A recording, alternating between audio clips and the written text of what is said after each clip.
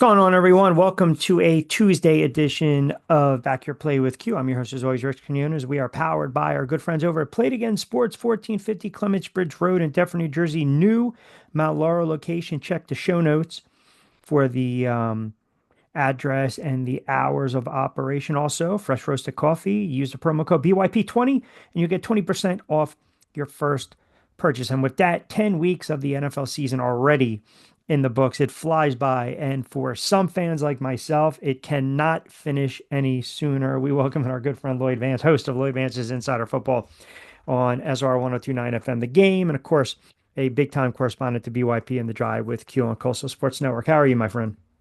Doing great, man. Better than you and your Giants, but they're not alone. The Cowboys may be worse than the Giants. The Yeah, Cowboys are looking it's pretty big. it's bad when you look at the teams that are still in the hunt, and the only team that's not in the hunt in the NFC is the Giants. But you mentioned the Cowboys getting throttled by the Eagles. I don't want to spend too much time on these bad teams, but I will say this: Joe Shane, the GM of the Giants, met with the media today. They grilled him a little bit, regarding the contract extension of Daniel Jones. They asked him if he felt his job was safe. Also head coach Brian Dable. I mentioned this to you. Once they get to 2-8, I think I said this. Once they get to 2-7, 2-8, they had that bye. They're going to bubbly wrap Daniel Jones. They're going to bench him. It's done. It's over. It's not even like the conversation anymore. They're going to be a really bad team to finish out the season. So again, if they get a top one, two, or three draft pick, they're probably going to have to consider going after a quarterback or maybe bringing in a veteran as a bridge quarterback. You mentioned the Dallas Cowboys, and then you got the New York Jets. And the reason I bring up the Jets is because I think Aaron Rodgers broke the New York Jets. We talked about this in August. My bold prediction, one of many or several, was the Jets were going to miss the playoffs. It's exactly where they're heading. So I'll ask you right now, head coaching vacancy opens up in New York, Dallas, or with the Giants. Jets, Giants, and Dallas. What's the most appealing spot for a head coaching candidate? That's an interesting question, Q, because on my show, I was talking with my son about this, and I said, where does Belichick land? You're thinking he may be the number one guy out there. And when I look at all these franchises, the thing is with the Giants, they have given autonomy typically to their head coach, allowing them to build their program, Yep. and kind of stepped out of the way. Now, Woody Johnson is very involved with the Jets, and their situation is quite ugly, as you're saying. Aaron Rodgers there. He's one of 30 guys that are on a 1 year contract there. So there's a tear down getting ready to come with the Jets. And as you said, ugly situation. The Cowboys, I'm just not sure, Q. Jerry Jones obviously has got to step away. He's still technically the general manager of this team. And would he allow somebody of Belichick's ilk or somebody like that to build their own program, select their own general manager? I'm just not sure that's going to happen. So I say out of those three, if the Giants' job became available, that may be the most enticing to Belichick. Yeah, listen, they misread the room. They know I know that. I also believe that Dayball and Joe Shane are on the hot seat. Look, McCarthy's not coming back. He will be fired from Dallas. The Jets are going to need a head coach. The Chicago Bears looked like they were able to win a couple football games, and their quarterback looked like he was making progress. Now all of a sudden he's regressed.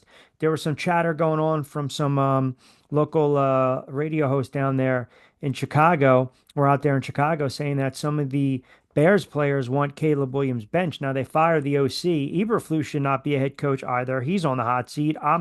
It's just after a while, like coaching matters in the NFL. Look at the job Harbaugh's doing with the Chargers.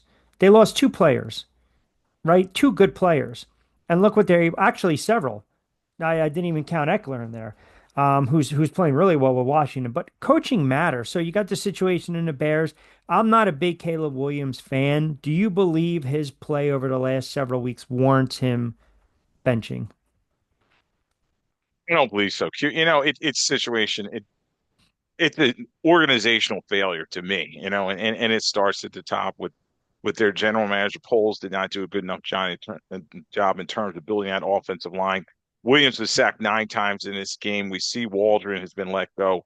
Something's just amiss here, and it wasn't a good situation for a young quarterback to kind of come into. You have the defensive-minded coach who really did not do enough jobs in terms of fixing that offense.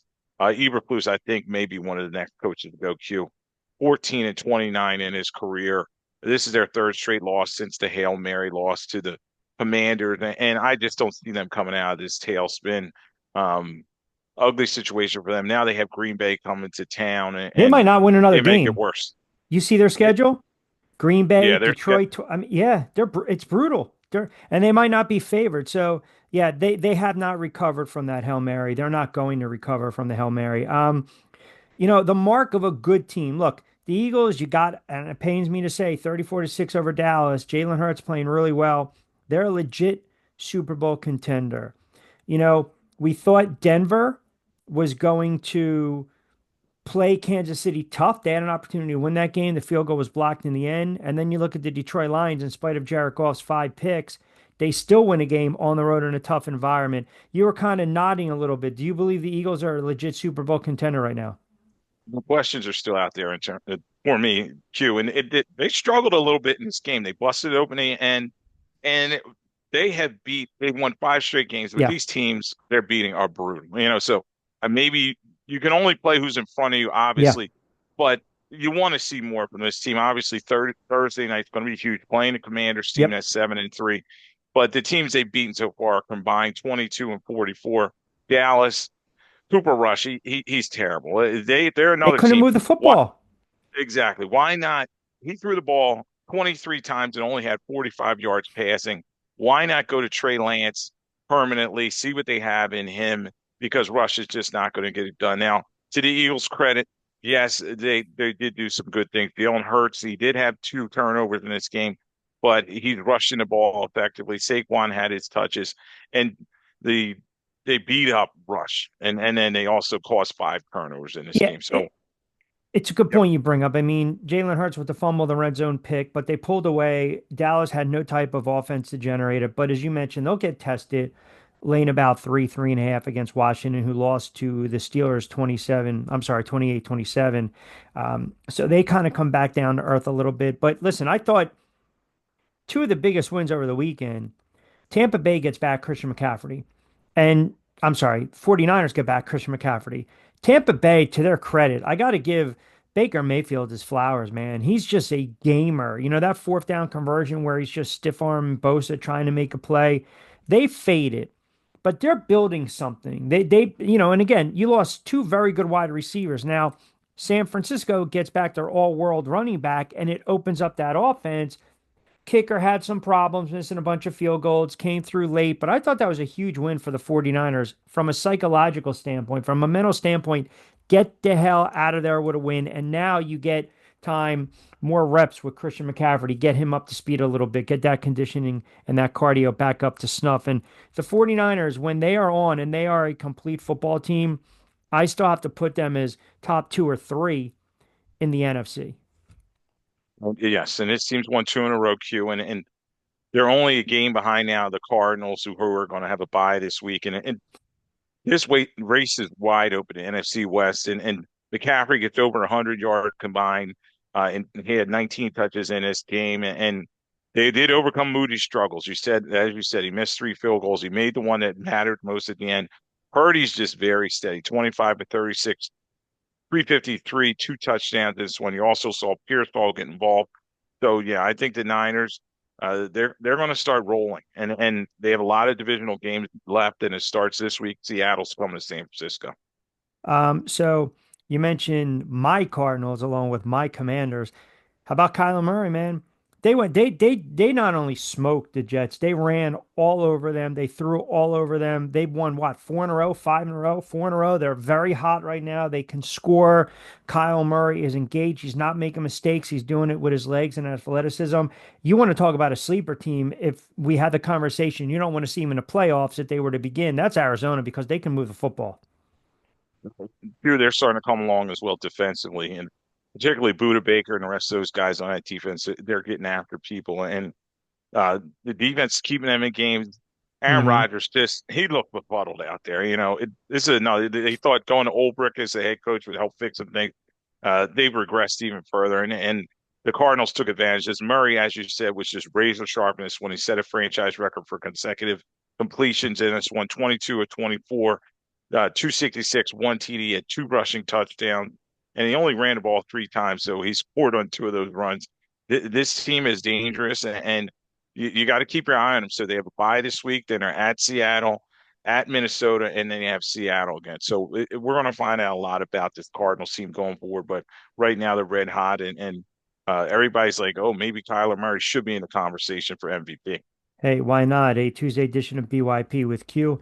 Rich Quinones here. Lloyd Vance kind enough to join us. A lot of overs hit over the weekend, and I think it was a reality check for some teams, and some teams are mailing it in, i.e., the Giants, the Jets, Jacksonville, Dallas, the Bears. It's funny because you talk about the quarterback playing in the NFL, and it's alarming when you look at some players who have been in the league for 4, 5, 6 years, i.e., a Daniel Jones, and the regression is so evident. It makes no sense. I remember I go back to I think it was his first start. They were down 17 on the road to Tampa Bay and on the road, and this kid's slinging it. He accounts for like 350 something yards. He pulls it down on 4th and 6, and he runs it in for a score. They go on the road a couple years later. They win a playoff game, right? In Minnesota, he accounts for almost 400 yards of total offense. Him and Saquon get the job done. But you go through coach to coach to coach. So we're seeing what's going on in Indianapolis. Chicago's going to have a new coach. Jacksonville, Doug's going to be gone. Right now, the Jags are also right in line with New England for top 5 pick. I mean, again, coaching matters. It's like you got to have someone to coach these guys up. And man, I'll tell you, Trevor Lawrence, are we sold on him just yet? We don't know. Caleb Williams, not yet. Anthony Richardson, not yet. Bryce Young, not yet. And I'm talking about, you know, Lawrence and Daniel Jones has been in the league for a handful of years. You know, when you look around the league, do you think we're too quick to pull the trigger on some of these young quarterbacks, or do you believe we're also GMs, head coaches are too stubborn and their ego is too big to admit they made a mistake, and that's why they allow these guys to keep starting? Because, like I said, Sunday in Germany at halftime, Daniel Jones's ass should have been on the bench. You know, GMs and head coaches are attached at hip to their quarterback. So once they pick this guy, they usually give them chance after chance. And as you said, sometimes it'd be best just to kind of step away from you. You saw that last year with the Cleveland Browns. They Flacco came in there, gave this team a spark. Everybody in the locker room believed in him. And sometimes the backup's a better situation now. With the younger guys in particular, you talked about a couple guys that were drafted #1 overall. They're going to definitely give them their opportunities. But after a while, you say, okay, this guy can't play, and he's hurting the team. So a couple situations we're going to monitor going further. Darnold, they won in spite of him in that game. He was not very good. They win 12-7 over the Jags, and it was an ugly win. They're going to move forward with that. And then you got to look at the Colts. They said they're going back to Flacco, and why not give Richardson out there? They drafted him 4th overall a couple of years ago, and we're going to see where it goes. But definitely, you're going to see some changes with some of these teams because if the quarterback and the head coach are not fitting hand and glove, you got a bad problem there, and that's what's happening in Chicago right now. Yeah, and then conversely, when you have a coach like Mike Tomlin, who we both criticize, question why are you going to start Russell Wilson? That move looks brilliant.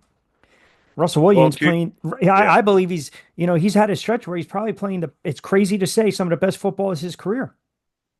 yes, and the good teams find ways to win, and he's hitting deep throws. They got Mike Williams early in the week. He only caught one pass. It was 32 yards in this one, Maybe he and didn't it's like for the Aaron Rodgers. game winning touchdown. And Russell Wilson, he's getting the ball out of his hands. He's hitting deep passes, and then conversely, they're also getting Najee Harris going in the running game and Warren as well. Everybody's real happy, and don't forget about this defense that won a #1 rated. So the Steelers are 7-2. Uh, got a good 1-point victory over the Commanders. Are hanging around. Baltimore is at Pittsburgh. What a huge game! I can't wait for that one. Um, Biggest threat to Kansas City in the AFC. Kansas City's a flawed team. Is it Baltimore? Is it Buffalo? Or is it insert other team? Well, Q, yeah, we briefly touched on Kansas City. I thought it was over, and, So and did and they I. got Taub has done a great job with those special teams, and those guys found something on that sideline, blocked the kick for Lutz. it was going to be a 35-yarder, no brainer for the win. And Denver, you feel bad for them, but Kansas City has that championship ilk. And getting what you're talking about, I think the team that's going to test them is coming up next week. Kansas City is at Buffalo. Buffalo is playing very well. You have Josh Allen that's playing at an MVP type level. They had another good win, 30-20 over foe.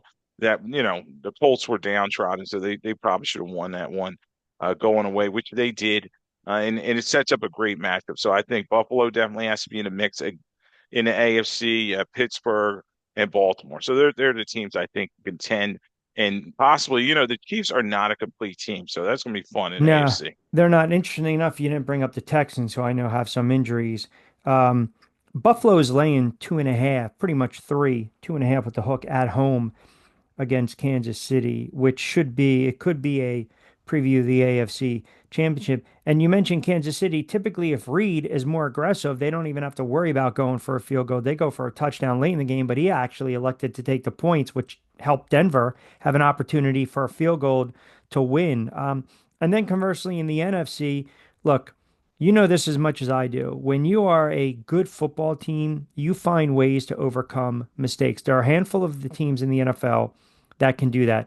The rest of the league, they can ill afford to have fumbles, picks, blown assignments. Jared Goff, I had him in the MVP race. Boom, he had four turnovers, four picks coming in. He threw for five. It reminded me of that Monday night game years ago where Tony Romo had, I think, 4 or 5 against Buffalo.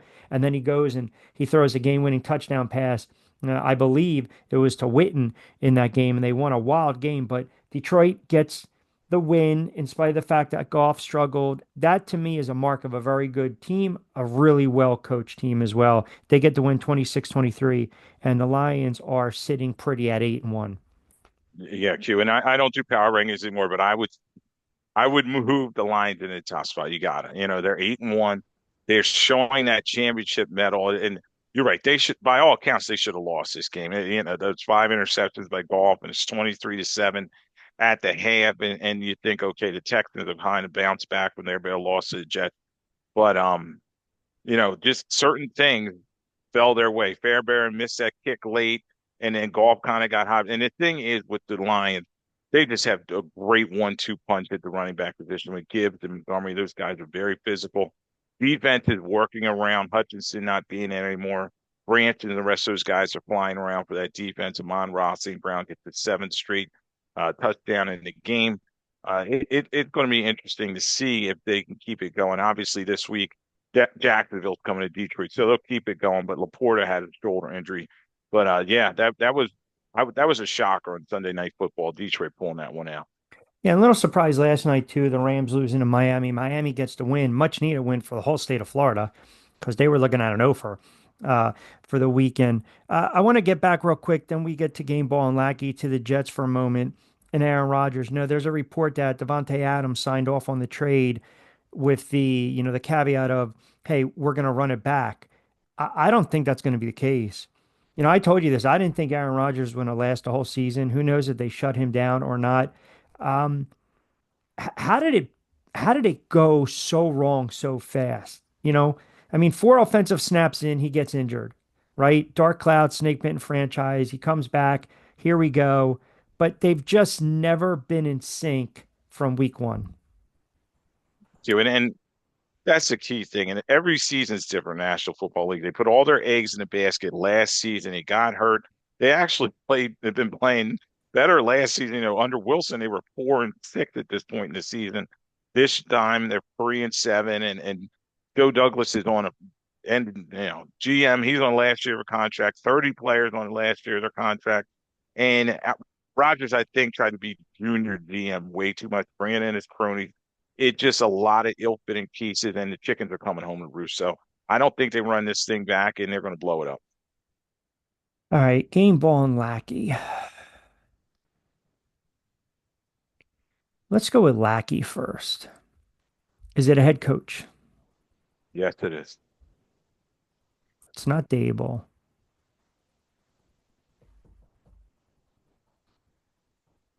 Did we bring up the team already? Yes, Do they have a rookie quarterback? yes, Oh, Eberflus. yes, it is. I mean, the Chicago Bears are complete, Matt Eberflus, as I said earlier. He's now 14 and 29 in his career, three straight losses. They lose 19-3. I mean, to the Patriots of all Horrible. teams. Williams running for his life, sacked 9 times, hit over and over again. 1 for 14 on third downs. This team is going nowhere fast. And as you said, their schedule's not going to help. They got Green Bay, Minnesota, at Detroit, at San Francisco, at They're Minnesota, not going to win another Detroit, game. Seattle, at Green Bay. So I agree with the Q. This is going to get ugly real quick, and he's probably the next coach that may get fired. If it's not him, it's probably obviously Peterson. I remember I tweeted this a couple years ago. They were like 5-4, and I was high on the mountain saying they will lose every game, and they finished the season 5-11.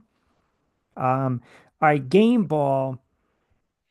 It's A lot of choices, a lot of good yeah. choices. Who haven't you given a game? You know what? I'm gonna say it's a quarterback. We're gonna go AFC or NFC. NFC. It's not Hurts. It's not Darnold. It's not Love. Can't be Daniels. They lost. The division leader. My playoff team. One of You my. know your Oh, Yep. got to give it to Minnie Murray.